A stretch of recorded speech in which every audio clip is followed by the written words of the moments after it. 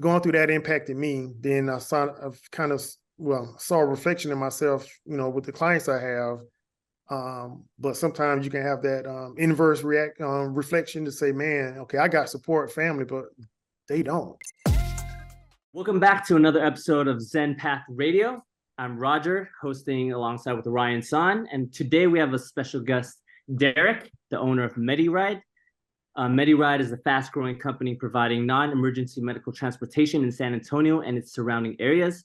Their mission is to provide a safe, professional, and trusted service to customers from beginning to end.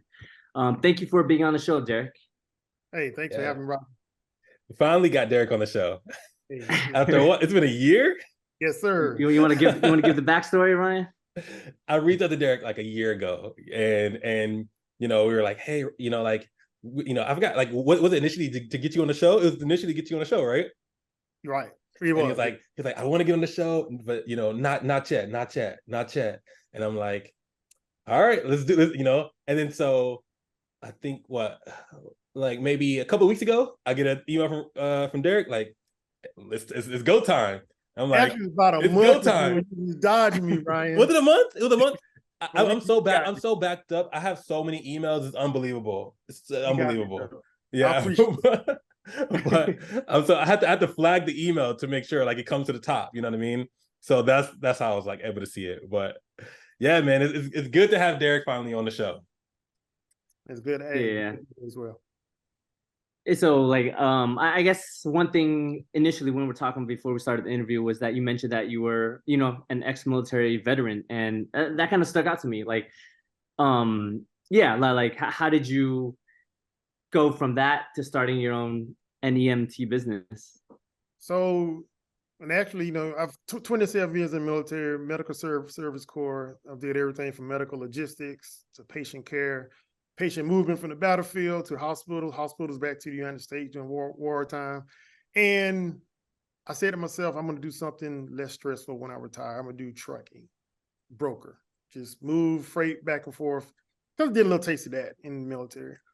And then as you get closer to retirement and you go through things, life throws you a different curve. So I started seeing my own family, my two grandmothers had Alzheimer's, and it took a lot of family support to support them, get them back and forth from appointments, to watch them, things like that. So my father-in-law, me being in the military, me and my wife were in duty stations far from home, such as in Hawaii, Leavenworth, Kansas, and we had to, mainly her, and with my support, we had to manage those things from afar and depend on other people to do them.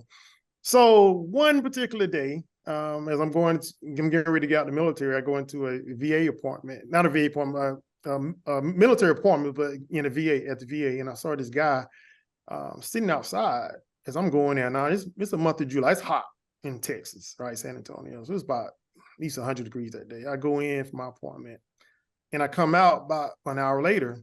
He's still waiting there, and he's hot. And I can tell he's upset. I'm like, hey, what's going on? He said, I'm still waiting on my ride. I said, were you waiting on your ride before I came in? He said, yes, they're supposed to pick me up, but it's going on 2 hours now. I said, wow. He's in a wheelchair, he's a veteran, and he was waiting on a veteran ride to pick him up. And I just got in my car on my way back, like, you know what? With all the things I'm going through in life, and just to see this, how can I take my talents, use my talents to give back? And I said, you know what? I'm a medical service officer. This is what I've done. If I can take soldiers from the battlefield to a hospital, help out with my family, assist my wife with the things going on and with her father, I have the compassion for it. I have the want for it, and I know I can do it. I've been doing it for 27 years, doing it all my life. So that's how I started this business. I let my instincts, if that's a better answer, I let my instincts guide me on what I need to do to start this business. Derek, why is there such an epidemic in this industry? I always hear clients getting left at the hospitals and almost neglected, waiting for a ride, an hour of wait time, just sitting outside. Why is that such a big thing in this industry? Why are providers doing that to patients? Providers overbook. I've learned that being in business, you cannot overbook. is you can in the morning or the day before or the week before, go ahead and fill up your schedule, and you can have the minimum drivers or the max drivers. But Murphy Law will come into effect. Things are going to happen. Traffic, weather, someone's going to call in, you're going to have a flat tire. Even if in a perfect world, providers overbook, and they'll take priority loads over the people that are we call them walking wounded in the military, but people that are sick but are able to walk and get around. And they'll prioritize a stretcher ambulatory call in a stretcher versus a wheelchair in a person call. It pays more. And that's unfair to the customer. Ambulatory pays more than wheelchair? Well, I'm sorry. So a patient that's in a stretcher. Okay. Okay. So the ambulatory is a person that walks, but patient that's in a stretcher obviously pays more. So that provider will, shift all his resources to what pays more. He may have some subcontractors under him to do the wheelchair and ambulatory rides, but still they tend to overbook. And in cities like San Antonio or big cities like us, big metropolitans, there's more need. There's not enough of us. There's not enough of us in providers. And when they overbook, that person suffers. That's why they're there 1 to 2 hours, because they just overbook. So how is there a solution to this problem? I mean, it sounds because I've heard this problem like time and time again. Is there a solution to this other than just the cliche answers like dispatching software? But like, how can people, or is it just people just don't, like the providers just don't care? Is that what it is? Like providers just don't care, and so they want to get that money, so they overbook intentionally and want to get the money and they overbook. Got it. That person's gonna wait. Now, if the person has if their insurance company directs them to that person, is pretty much they're at the mercy of that provider. There's nothing they can do about it. Even Medicaid, Medicare, there's nothing they can do about it. Private, they have choices. If they waited 2 hours, pretty much they're not going to book the same provider again. So that's where your problem lies, is the amount of money they can make. They booked it, and the client has no choice. It's sad to say that. Even when I started the business out and I had insurance clients, I still made it a point. If I'm going to my goal is to get there in 30 to 45 minutes.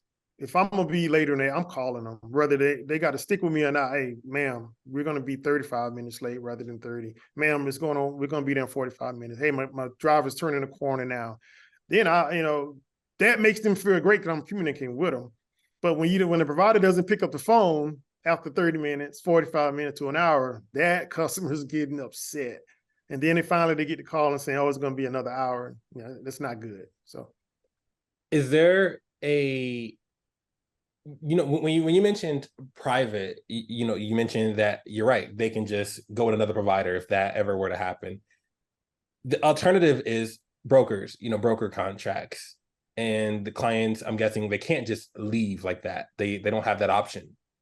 Yeah. Is there a rating system when it comes to brokers? And if these clients are left for long durations of time, do the providers get a hit on like some kind of broker point system or something like that? And yeah, they do. I only dealt with 2 brokers.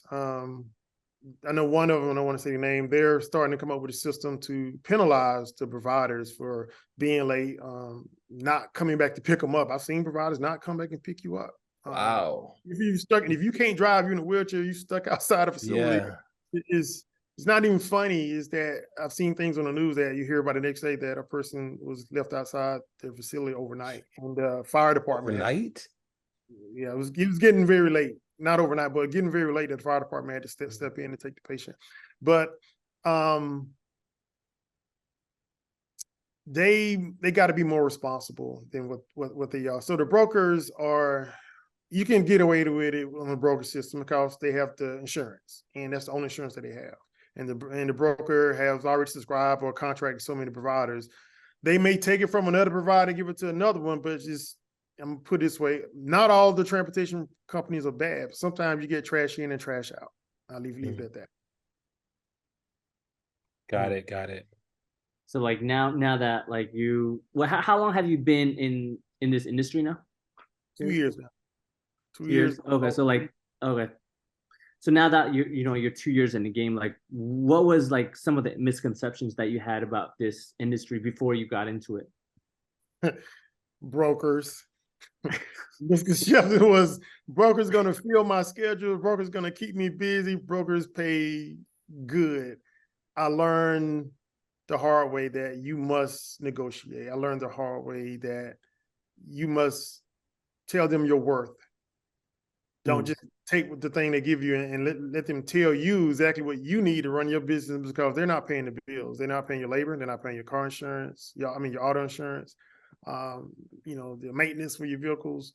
$25 a trip with hardly any mileage to pay in the big metropolitan of San Antonio doesn't cut it. What are they taking? What percentage? Are they taking like 80%? Because I always hear that too. Are they taking like 80%? That's a good word. We don't even know what they're taking, because a lot of the mainly Medicaid, they don't share with us, or the brokers don't share with the brokers. I was about this. Brokers don't share with us what they're getting. So you don't know what you're getting.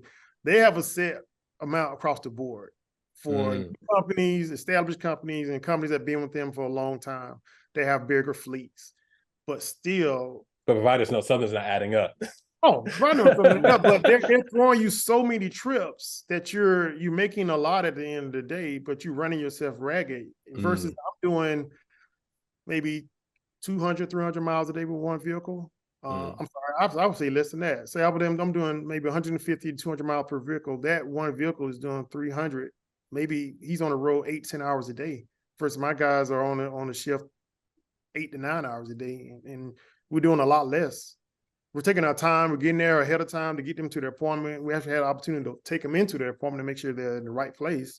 And a lot of people need help, and that's one thing I get that I bring up in my niche, that we care. Some providers will drop you off. Hey, that's the address. I'm dropping you off, and I'm leaving. And sometimes it's the wrong address, or the appointment's on the wrong day, and you get a call to say, hey, they need to take them back somewhere else. Nope, I got another trip. That the broker providers, and they're going to miss they're going to miss their appointment, and then two, they're going to come back and get them when it's convenient for them, which is not good.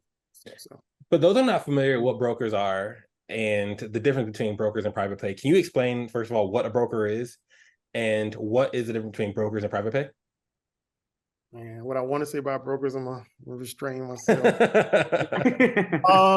Brokers are the middleman between Medicaid and insurance. They are the transportation provider.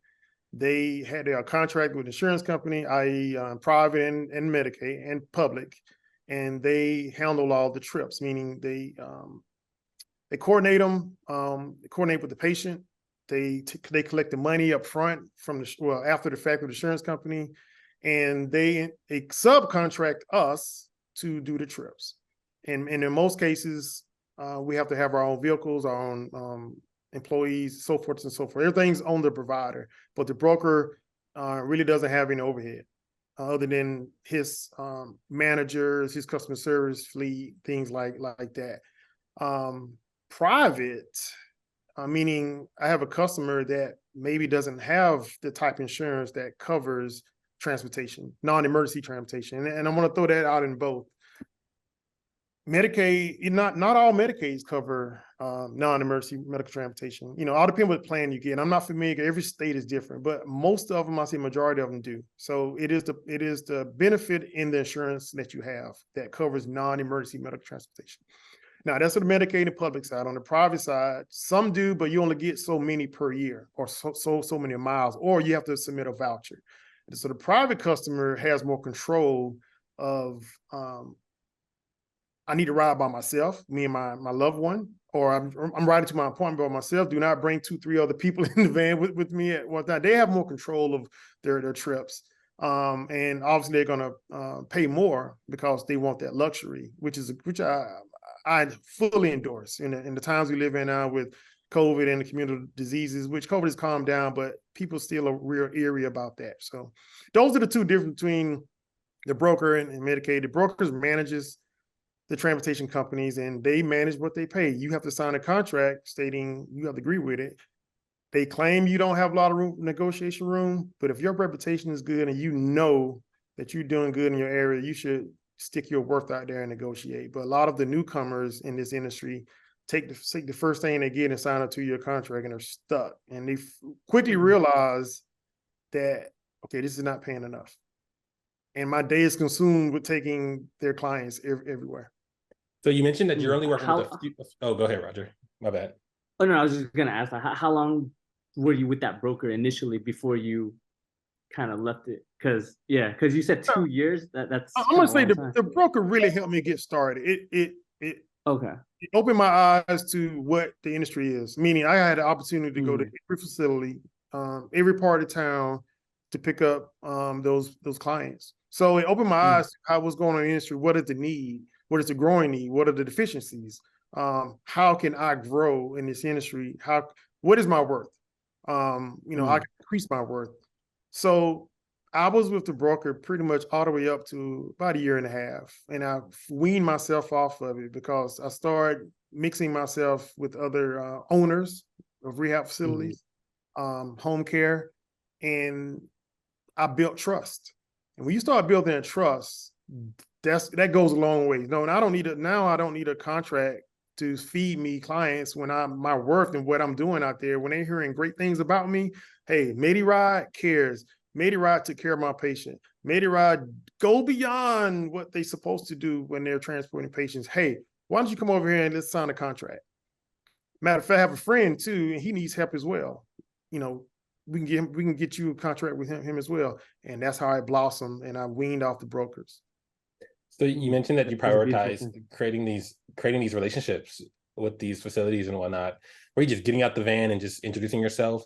You have 20 like over 20 reviews on Google, which is impressive. And every single last one of them say amazing things about you. Derek is amazing. He's so nice. He's so compassionate. This is the company of my dreams.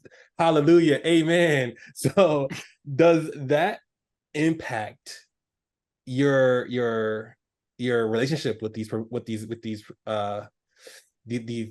companies, these facilities and things like that? Is that how you're able to kind of build that relationship and solidify that? That does. And I make it a point to give my customers the review. Hey, put a review, get a discount for the next trip, which goes a long way. But because a lot of them call me afterwards and say, such a great job. I say, put it on Google, right? So, however, I've gotten, starting this industry, being in the IT world, in the social media world we are right now, as a newcomer to the business, 27 years in the military, I didn't know how to market this. And you learn real quick that just because you create a website and a Facebook page doesn't mean the customer is going to pour in. Every customer that I know that went to my website has stated, I chose you because your Google reviews are awesome. And this is what I need for my mom. And you'd be surprised where I get phone calls from. The furthest customer that I got, she lives in France. Wow. Oh, and I didn't know. The phone call kept coming with this strange number. And after the second phone call, she said, the first phone call, she said, at the end of it, after she set up the trip, she was like, just want to let you know I'm in France. And I'm sorry for it, but I have to set this up for my mother. My brother's there, but I'm the one to handle all her affairs. And that's when I started learning that, hey, these customers really are going through the things that I went through with my wife and with my grandmothers. That, the family got to pull together and do stuff, whether they're there or far away. So that shows you how the impact that my Google reviews have for someone that is in France. She just found you on Google. Right, because she wanted her mother to be comfortable the whole trip. And after the first trip, and she told me, she said, hey, if the first trip goes well, because my mother can be very difficult, we'll keep using you. And to let you know, we're still using her. She's one of my best customers now. So. That's phenomenal. That's crazy. Yeah, like it seems like the reviews go a long way. That what do they call that? Social proof. That social proof is very important. And especially when it comes to like building those one-on-one relationships with people and trust. Because if there's no trust, there's no business. Right. Correct.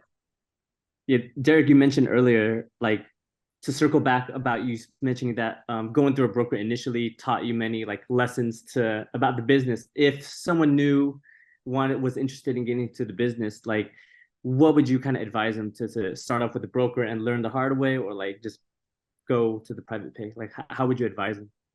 Well, the best way to go right in the private way, whenever everyone has that luxury, you have to learn the hard way.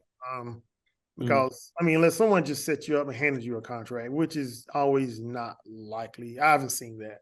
Even the people I work with, like I started going to the social mixtures for the healthcare in my area. They have them like monthly, and that's where I actually start tapping into the business owners and healthcare owners, and yeah, they meet me and they like what they saw. Thank you for your service and all that, and like, hey, you're a great guy, Derek. And they stopped right there. I get the car, like, hey, I'll call you, and I reach out to them, and no business. But it took only me to do one ride, and that actually was my first trip, very first trip that I took out of that mixer because we were just starting, and it spread it like a virus. She shared the information how I just, a last minute phone call, took care of her dad, offered him, gave him a wheelchair as well. I did whole 9 yards, and it spread it.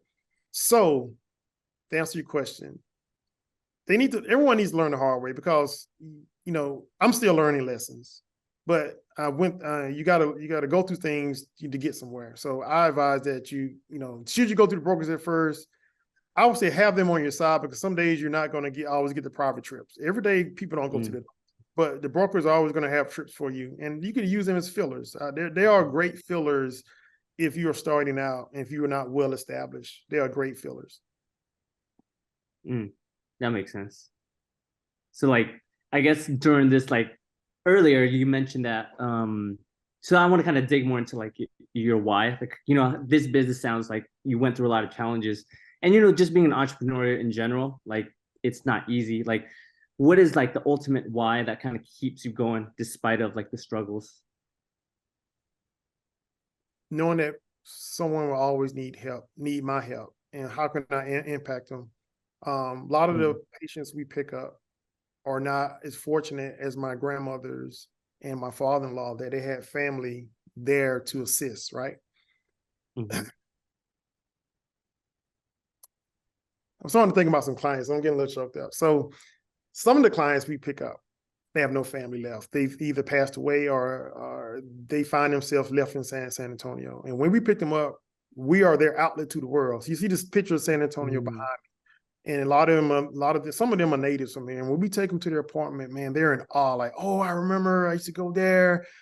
Oh, me and my ex-husband had this house there. I mean, they're telling you they're full of life. They're happy to get out because I'm the only outlet to the outside world. Seriously. Other than the TV that they watch in their room, that they fight to watch, by the way, got in the room with someone else, right?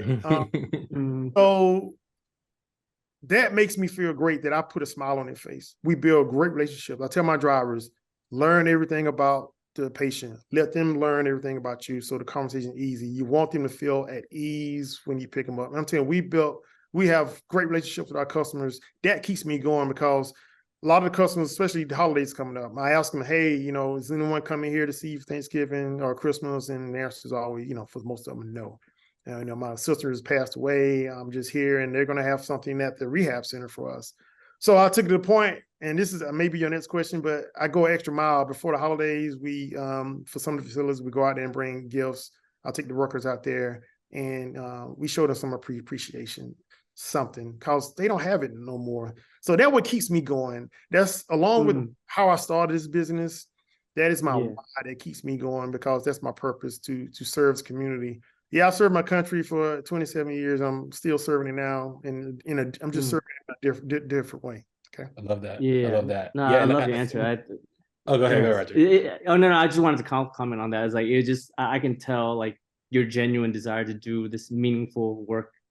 So I really respect that. But yeah, Ryan, I think one of the reviews is like, Derek took me to the Christmas lights to see the Christmas lights. Yes. Yeah. And then you mentioned extra services that you offer going above and beyond, and I can see how that can, something as small gestures that can mean the world to, someone, just to feel that sense of life, you know what I mean? That sense of. And that particular patient, I'm glad you brought that one up. That's actually one of when we first started. And the daughter called me and said, hey, he has a terminal illness, and this would be great because I know this is going to be last Christmas.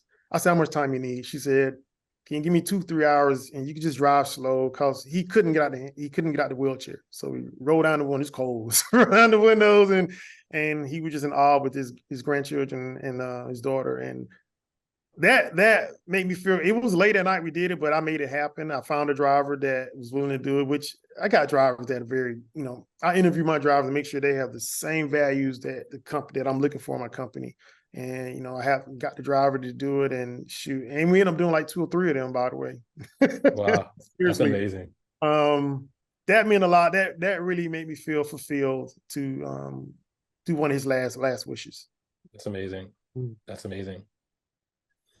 To spin back on how you getting started with this whole business, how are you even able to get your first client? Like, do you remember your first client that wasn't under a broker contract? Like, how were you able to, before the Google reviews, before all that existed, like, how were you able to land? Do you even remember that first client? I remember first client.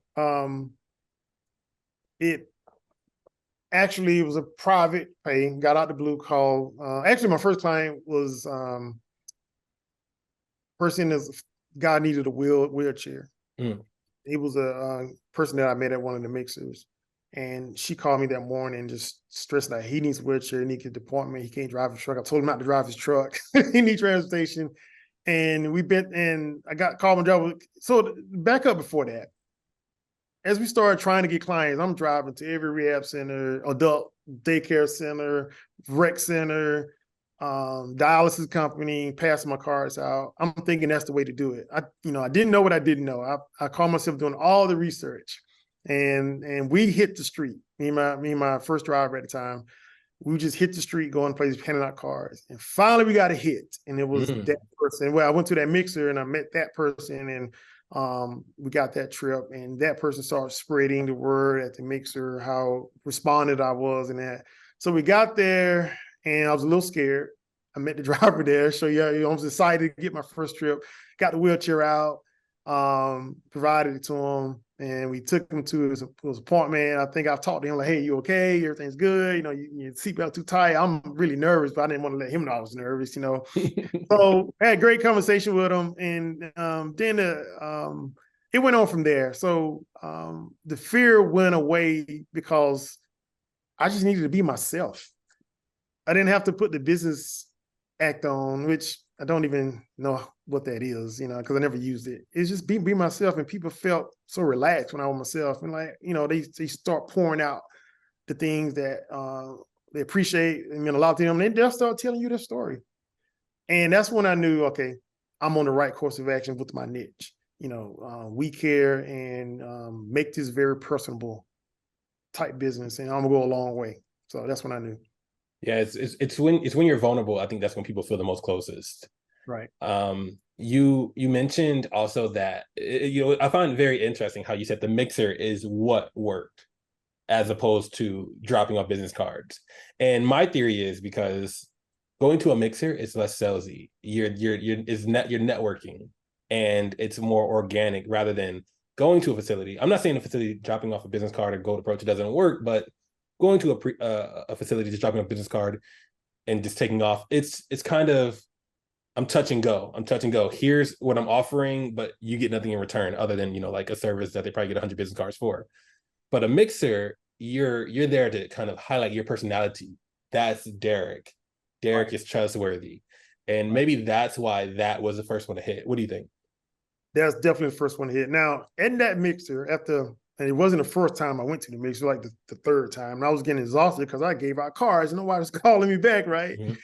I ran into an older gentleman, I can say his name, but a great guy. And he helped me understand the industry. He pulled me to the side because he had saw me there every single time. He said, Derek, let me tell you something. They got to trust you. They don't trust you, not going to use you. So once you get that chance, just like going to the basketball game, you've been sitting on the bench all season. Finally, the guy that is above you twists his ankle, you get in, coach put me in, and coach put me in. So I got a chance to, it's like I'm waiting on that coach put me in. He said, Derek, got to trust you. And not the first one, but the second and third trips were because the transportation providers twisted their ankle. And I was there coming to the game off the bench. And I made sure that I hit my all-time high, better than him that day, right? So now it's like, you know what? I'm going to use you.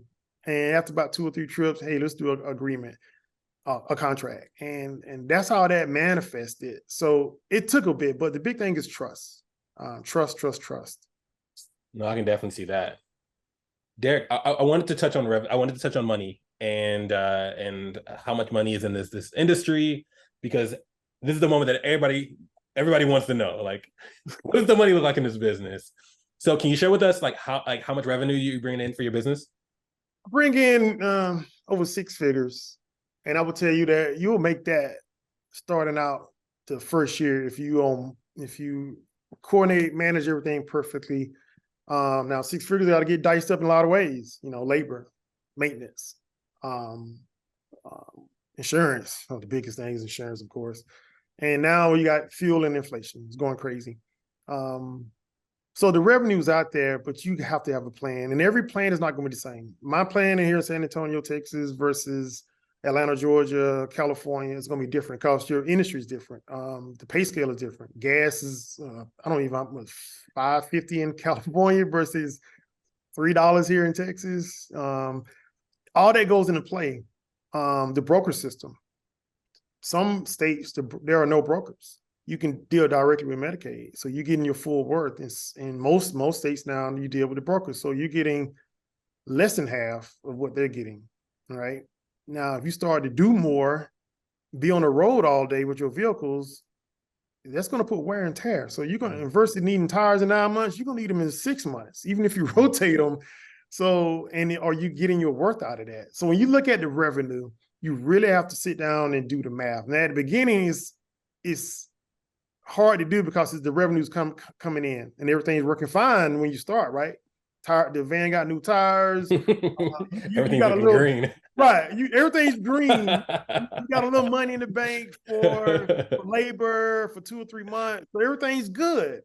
And then the broker or whoever you have the contract with doesn't pay in 30 days. They pay in a month or now 2 months. Well, now that green is starting to get amber. So that's when you really feel, okay, I'm not making enough.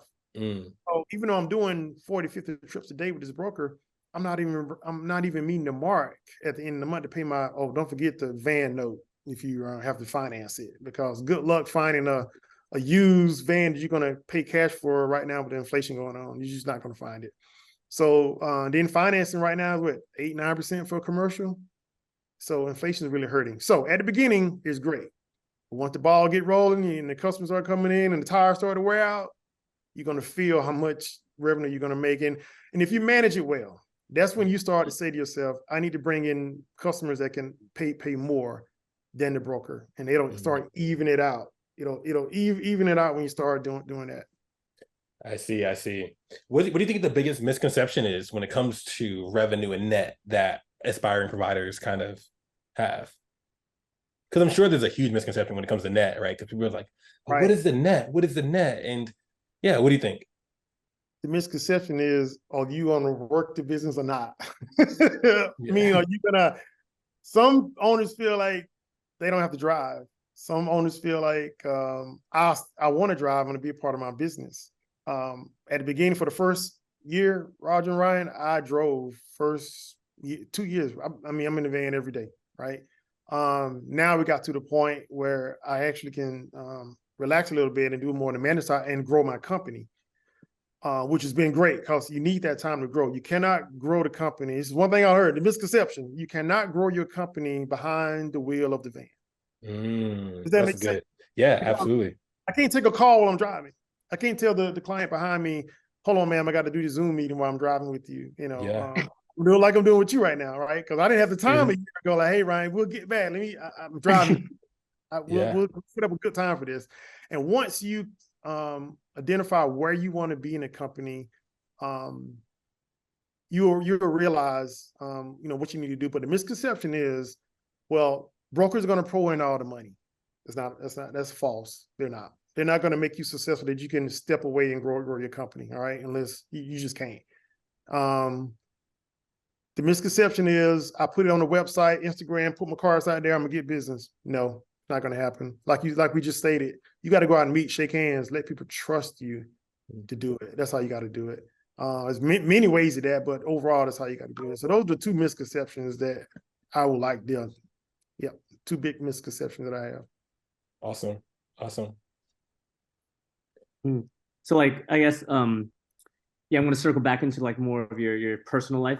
I feel like, after just hearing your story, you have a lot of like wisdom, being in the military and then just kind of being in this business and just hearing people's stories. I just feel like that's a lot of profound experience and perspective. Like, what would you say throughout, your experience, what is one of the biggest life events, I guess, that changed your perspective in life? Are you asking a deep question, Roger? He's good.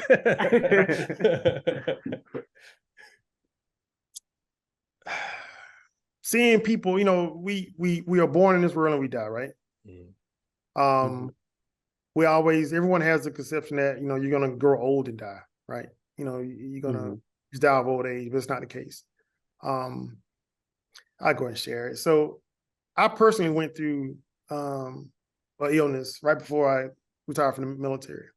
And it was, could have been a life or death situation. I had to make some serious choices. That changed my life. And it opened my eyes that, man, if I don't take care of this, I won't live the next 10, 15 years. That put me at 55 years old, which is still young, right? I mean, if 10, 15 years later. So now the rush to get well and do what I need to do to get, take care of this illness, going through it made me realize that, man, life is short. And you can be, you can be dealt a bad card anytime in life.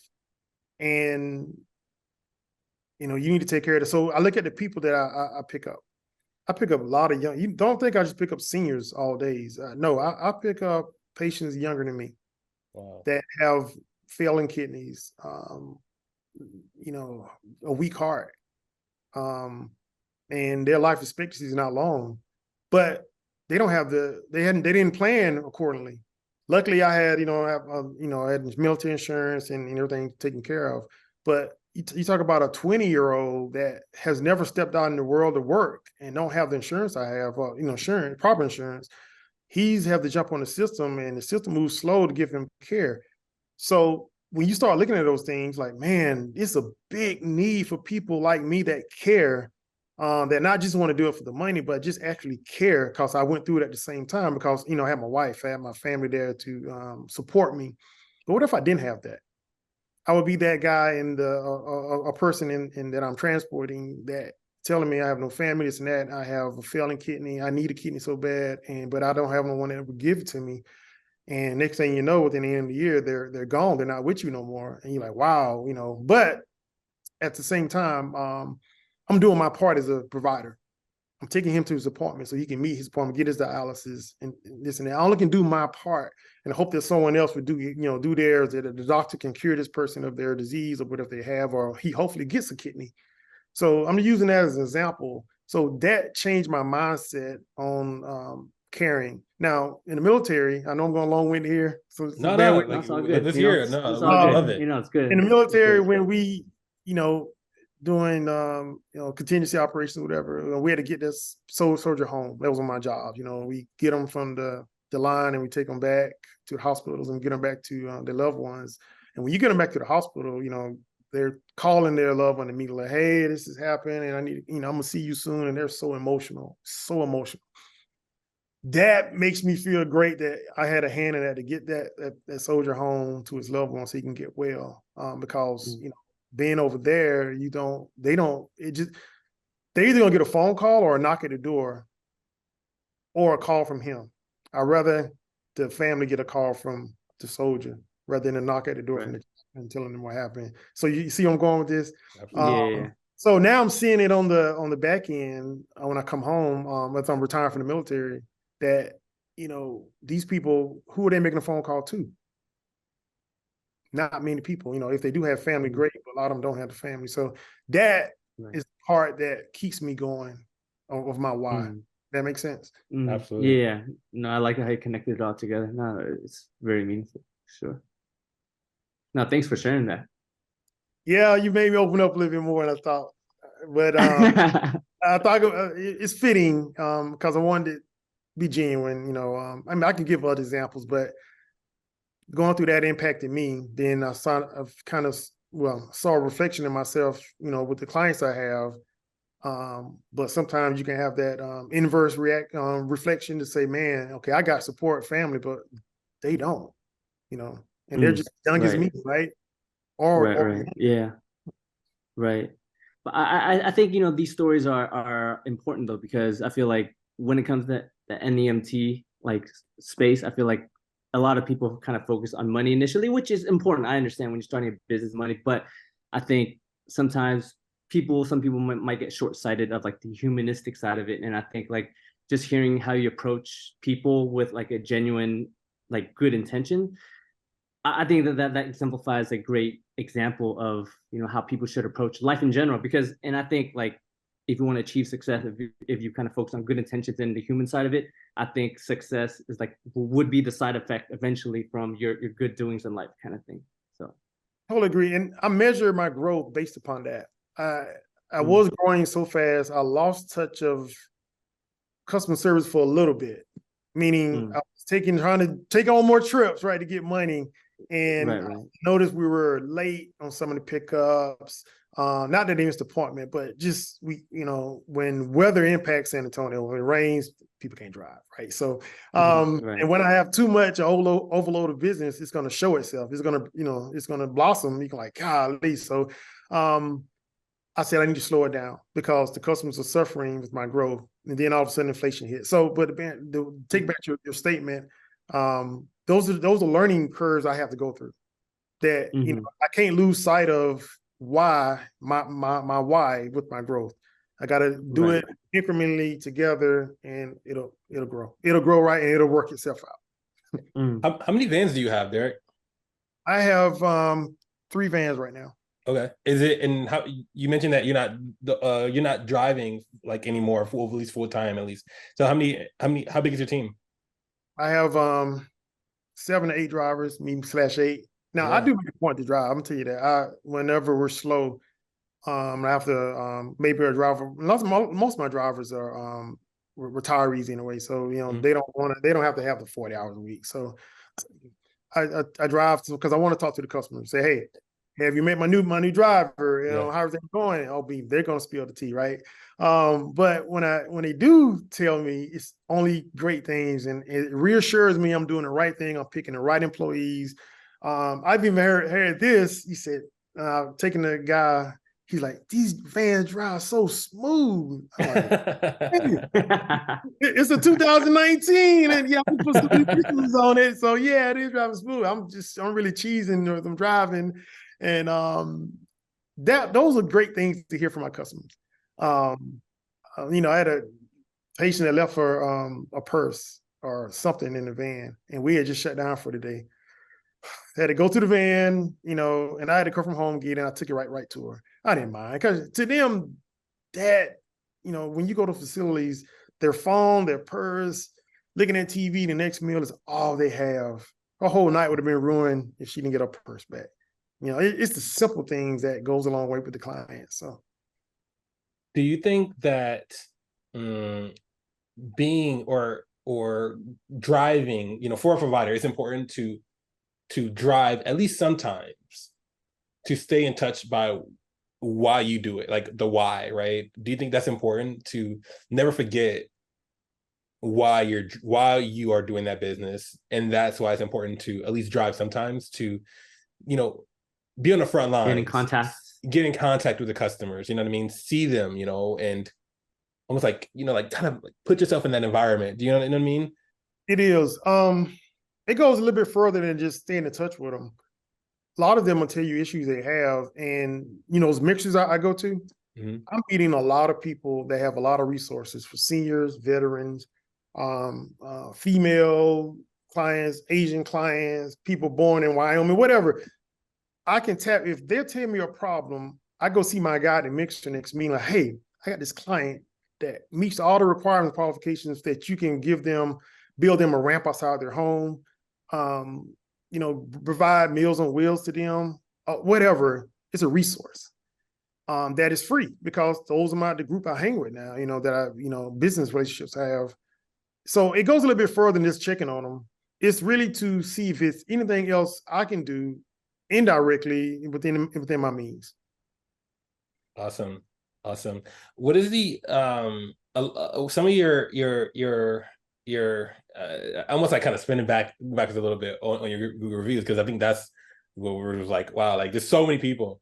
But one thing I that stood out to me also was that you are really quick. You are really quick when it comes to response times and staying in touch with your clients.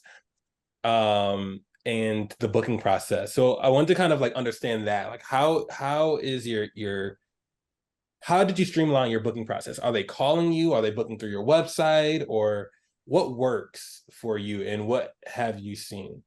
What works is, I started out with the broker, so you didn't need anything, right? So just going in to accept the trips. As you start migrating to the contracts, the nurse or the transportation provider gives you also the trips. And then you have the private customer. They're going to call, they're going to go to the website. The best way that has worked for me is just phone calls in. Now, the facilities and the broker system use email and the website. So that's majority of my trip. I see about 80%. True. If you take out the brokers now, it's really 80% what I do is contracts, and 20% of what I do is private. So I'm getting 20% of calls on that. But there are some calls I can't do. San Antonio is a wide city, and a lot of rural areas of San Antonio that I just can't reach in an adequate amount of time. A lot of the customers live out there. Maybe if it's early in the morning, maybe it's late in the evening, I can do those trips. But I can't do everything, and I try not to do everything. But how to make that easy? Basically, it's calling. That works for me. The website does work. I do get emails that they want to book an appointment. I have to make sure that it's not an emergency, meaning it's tomorrow. Use the website for a week out in advance, not for the next day, because because the schedule's already built. That's pretty much where I'm at right now. My schedule's already built a week out now. So when I was younger, I used to work at a hotel, and one duty or one job that we were entailed to do was we had to book taxis or transportation. We had to arrange transportation services for guests that needed transportation to and from different destinations. And whenever we received like an elderly guest, they will always ask us to phone in a transportation service. They never, even if the transportation service offered some online portal where they can, schedule a ride on their website, they never want to do that. They never want to touch the website. They always want to, call in. So I was wondering, is that something that you see happening also? Is that, or are family members booking, or are they just is this, that's the way of the industry? They just always want to call in. It depends the age group. My age group, I know I'm a little old, just a little older than you, Ryan, just a little bit, Roger. So they're going to call. My age group, the Generation X and above, we're calling. Anything millennials, they will text, they will go through the website. They don't like picking up the phone, and it's understandable. I clearly understand the generational, how to do things, the diversity with that. I like when they call, because I can get all the information. I can ask certain questions. A lot of them, even when I contact them initially, the conversation the younger ones generation, they want to keep the dialogue going through text or an email. Well, I can't, I don't like doing it, but there are customers that are like that. And I booked trip just straight from email, and they go on the site and put the credit card information on, and we do it. It sounds like, and I mean to cut you off, Derek. It sounds like, like a automation system will work perfectly for that. If they got a prompt, like a text prompt, like, would you like to book a ride? And then just type in, like, how like a confirmation email when you sign up for like a phone company or something like that, and they text you to confirm, this is your time, type in your address, all through text. If that's what they want to do, like, I don't know. It just seems like that's a given. What do you think? Is for me and the size of my company, that sounds like more on demand, right? I'm not Mm. I'm not on demand like an Uber or Lyft. Mm. That's kind of insulting when people put me in the same category as an Uber and Lyft. I tell my customers all the time, Uber is gonna honk the horn. You got 10 minutes to get to the car, and they're gonna drive. They're not ringing the doorbell, right? No, but it doesn't have to be on demand. It can just you mentioned that they love to stay in contact via text. Oh, okay. And you mentioned that it's not reasonable for you to be able to text them one-on-one back and forward, all day, every day. Right. Even But, for the dispatcher takes the call, it's not reasonable. I mean, when you're done with your appointment or you're going to be done in 10, 15 minutes, that's reasonable. But to have a full-blown conversation, because the phone does ring a lot. I will tell you that. We have 2 phones and it rings a lot. So that's not reasonable for us. We rather do the phone call. The phone call is the preferred method. Okay. Now, initially to get them in the doors, customers to alert us that they have a need or a reservation requirement, it works. But we definitely want to start, we want to talk on the phone to get all the pertinent information. I need to know how much they weigh. Can they got a wheelchair? Can they lean back? Do they need to lean back in a wheelchair? Will someone be riding with them? Do they need braces? I need to know all that. And a lot of that is not spelled out in the email. You can ask that question, but some people, I can ask this 3 times in the email, and some people just avoid that question. A lot of times I get surprised when I go pick up a client. That surprise is not good. I remember one particular patient, he was paraplegic, paralyzed from the neck down. Didn't know it. The client told us he was in a wheelchair, need to take him to his appointment. When we got there, he was still in the bed and couldn't move. He could talk, but not much. And the grandmother, she's, and I think that was a grandson. She needed us to help horse him out the bed. Now that's something my guys don't do. So she ended up calling a neighbor and to horse him out the bed to put him in a wheelchair. Now keep in mind, he's paralyzed. We talking about a regular wheelchair. Well, if I would hit a bump or hit whatever, what's going to happen with him in that wheelchair? He's going to slide right out the wheelchair. And I'm gonna tell you, 150 pounds turn to 400 pounds real quick for person with dead weight. So that experience right there taught me a lesson. Ask questions, get on the phone with me, ask and get the information I need, because you will get to the location and realize you can't transport this person. And you got to tell the customer, man, for safety reasons, for you, him, and myself, I cannot transport this patient. I'm sorry. I give you a full refund. But he needs a brace. He needs an attendant to go with him, and it's not safe. I've had to do that a couple of times. So that's why phone call dialogue is important.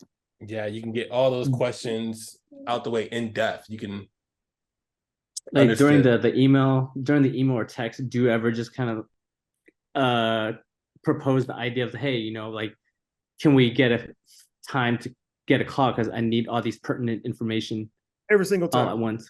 I don't even start asking questions. Things I just mentioned to you, I don't even start asking them. I may ask a few of them. Just what's your address, wheelchair, ambulatory, what's your phone number I can call you back at? And 9 out of 10 they'll give me the phone number and we talk. But those things are important because a lot of people, just like for that situation, he should have been transported on a stretcher, right? He needed to be in a stretcher or a specialized wheelchair for a paraplegic that she could not afford. By the way, I gave her a resource through another company that provided her that type of wheelchair. I didn't have the means to do it, but that resource reached out to her because of the accident he had or how old he was. He was eligible, and I do believe that she worked that out for him. But yeah, I need to make that phone call. Awesome.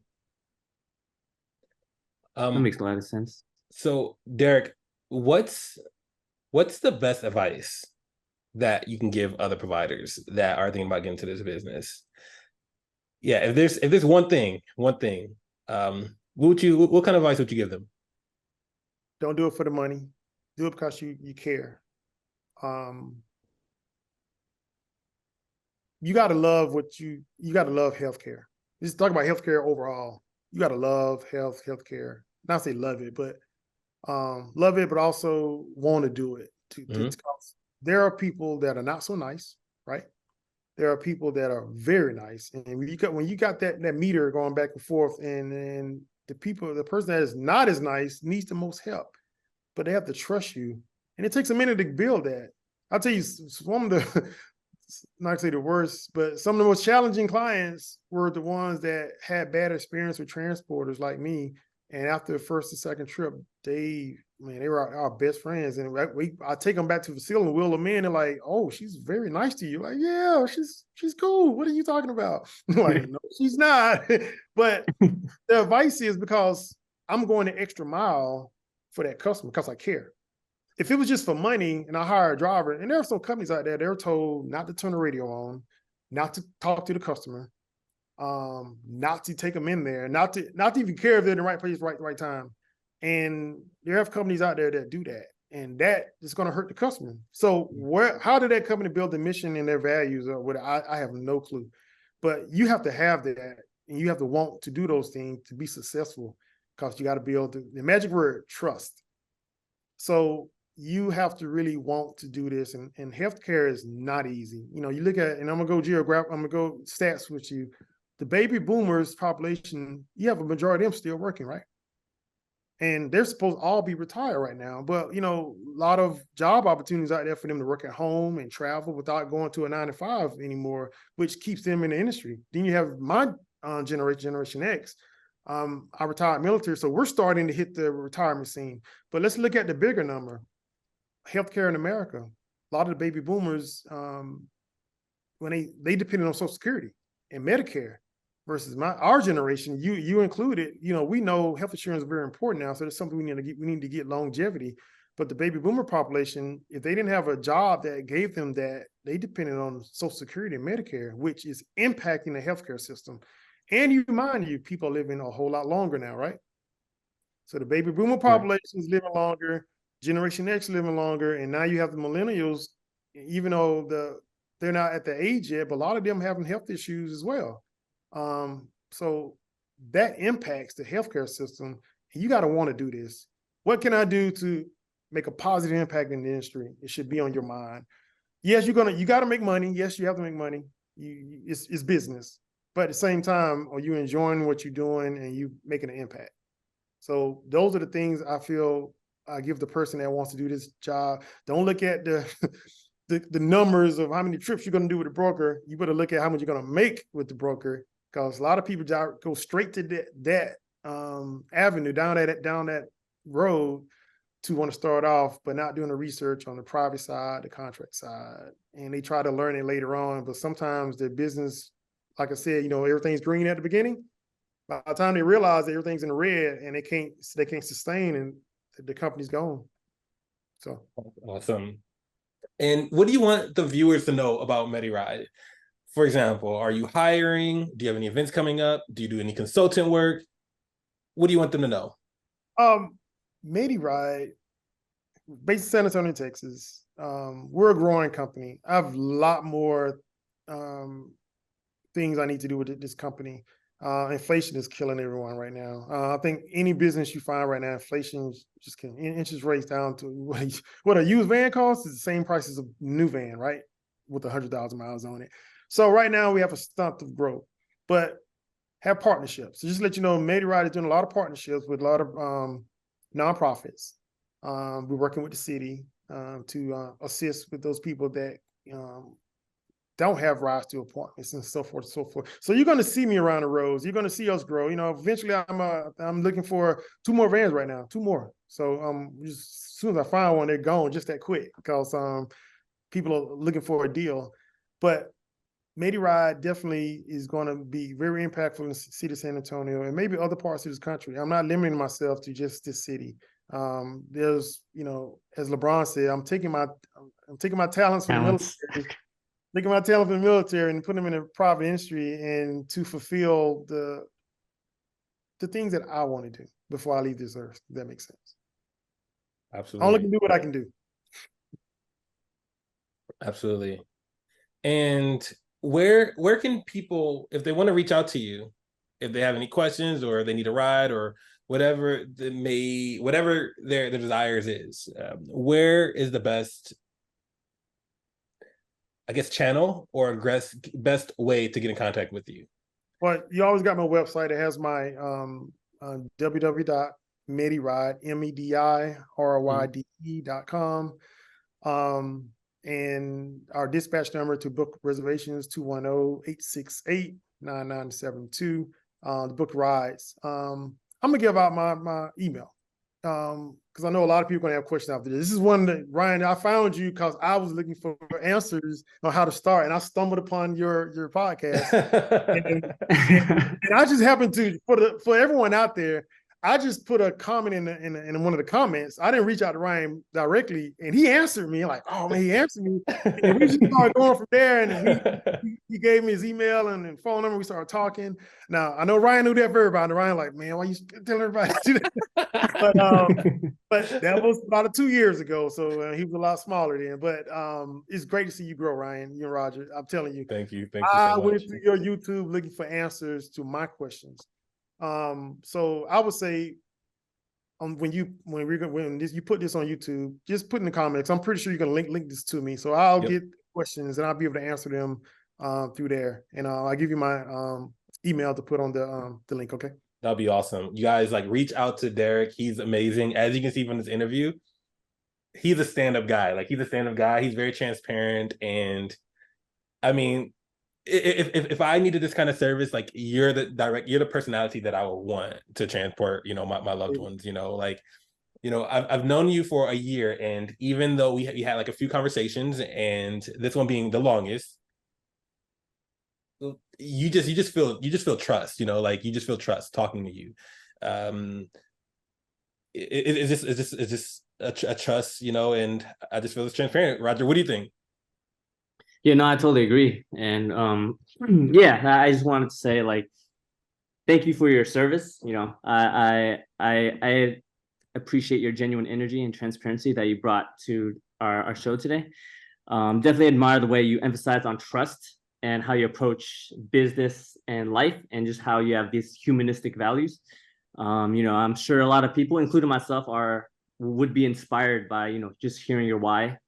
And yeah, thank you for sharing your stories and wisdom. And I think you're a very great example. And like Ryan said, you're definitely a stand-up guy and exemplify all the traits of a great leader. So yeah, absolutely. Solid. Couldn't have said it better, Roger. Couldn't have said it better. Yeah. So yeah, you got anything else to add, Derek, before we close it out? I did have one thing to add is slipped my mind that bad. But going into this business, I think that's what it was. So going into this for the advice. Do your back. Yeah, do your homework. Even if you do reach out to me or anyone that Ryan and Roger interviews on this podcast, don't go do some research and don't go to them with to get the spoon-fed answers. A lot of business owners are not going to spoon feed you because we didn't get spoon fed. I promise you I'm pretty sure about 98% of us, 99% of us did not get spoon fed. And you have to do your research. Auto insurance, how much you need to make, how much you need to charge, learn about your city, how long it takes to get from A to B, some other side of the road. So, because what goes on in San Antonio is not going to reflect what goes on in New York City by far. There are no toll roads here in San Antonio, so you put in that part of your cost. I'm using an example. So have those answers to generate your questions. But just know, most small business owners are not going to spoon feed you. But if you specifically know what to ask, you may get some good positive dialogue from them and myself. Not to say I'm not going to give you the answer, but I'm going to make you think. So if you contact me, I'm going to make you think a little bit. All right, because my answer is not going to suffice for you always. So I think that's my last word. So awesome. All right, Roger, you want to close us out? Yeah, for sure. Yeah, so I want to thank you, Derek, for your time today. It's definitely great having you on. And anyone that is interested in contacting Derek, we're definitely going to get a part 2 with Derek. Yeah, definitely. We definitely got to bring it back. He's full of wisdom. I feel like we only scratched the surface. There's so much more that I want to ask him, but just going to keep it simple for now. But yeah, I love to do a part 2. Let's say I'm still in business. I should still be in business. Let's look at some growth. It's definitely after inflation, because I would love to come back here and tell my story. So I didn't mean to interrupt you, Roger.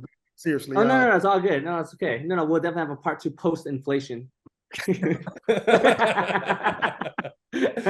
call it fake inflation, but let's keep it moving.